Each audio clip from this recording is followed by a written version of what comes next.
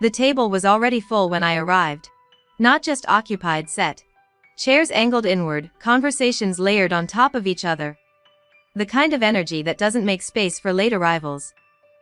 My mother glanced up when I approached, her smile quick, almost efficient. "There you are," she said. No one moved to make room. I stood there for a second longer than necessary, waiting for the small adjustments people usually make without thinking, pulling in a chair, shifting a bag, creating space. It didn't happen. Instead, my mother leaned back slightly, just enough to be heard by the whole table. "Annabelle," she said, her tone light, almost playful. "Go find another table. This one's for family, not adopted girls." There was a beat, then laughter. Not loud, not cruel way people imagine cruelty. Just easy, shared.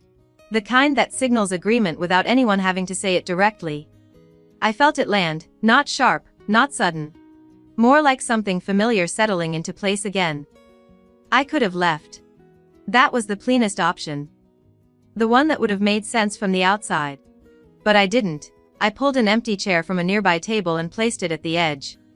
Not fully inside the circle, not entirely outside either. No one stopped me. No one acknowledged it. Conversation resumed almost immediately. Plates came and went.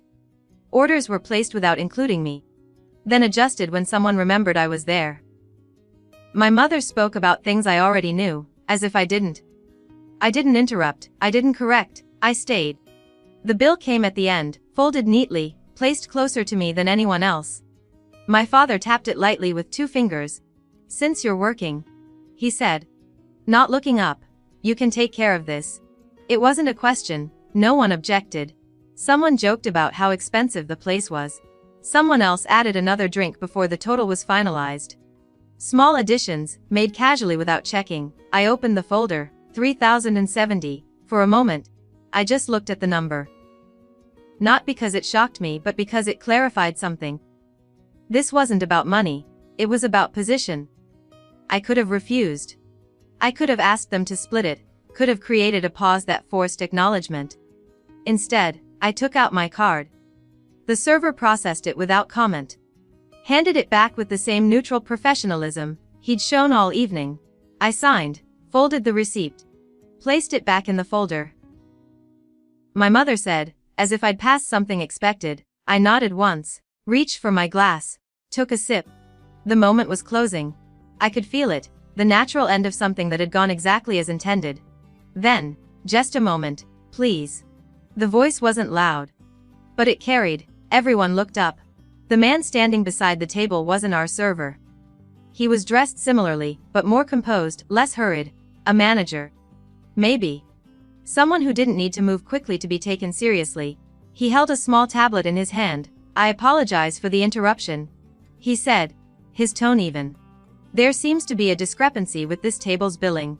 My father frowned. "It's already paid," he said. "Yes," the man replied. "That's what we're addressing."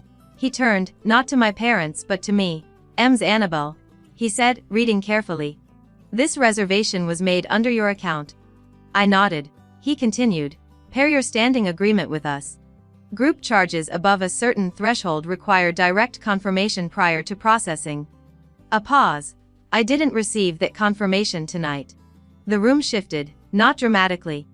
Just enough. My mother straightened slightly. My father's hand moved away from the table, as if something had become less stable beneath it. "I authorized it just now," I said calmly. "Yes." "After the fact." He hesitated, not uncertain. "Just deliberate. In situations like this, we're required to verify that the arrangement was made without undue pressure or misunderstanding." No one laughed this time. The words weren't accusatory.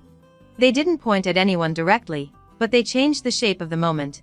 "I'm fine," I said. He held my gaze for a second longer than necessary. Not challenging, just confirming. Then he nodded. "Of course," he said. "If that's the case, there's no issue." Another small pause. "But going forward," he added, turning his attention briefly across the table, "we'll need individual confirmations for any shared billing of this nature." It was procedural, neutral and unmistakable. He stepped back. The moment didn't recover. Conversations didn't restart the same way. No one reached for another drink. No one joked about the price again, the ease was gone. Not replaced with anything louder, just absent. I finished my water. Stood when it felt appropriate. No one asked me to stay. No one told me to leave. Outside, the night felt quieter than it should have. I didn't feel victorious. I didn't feel humiliated anymore either. Just clear. The bill was paid.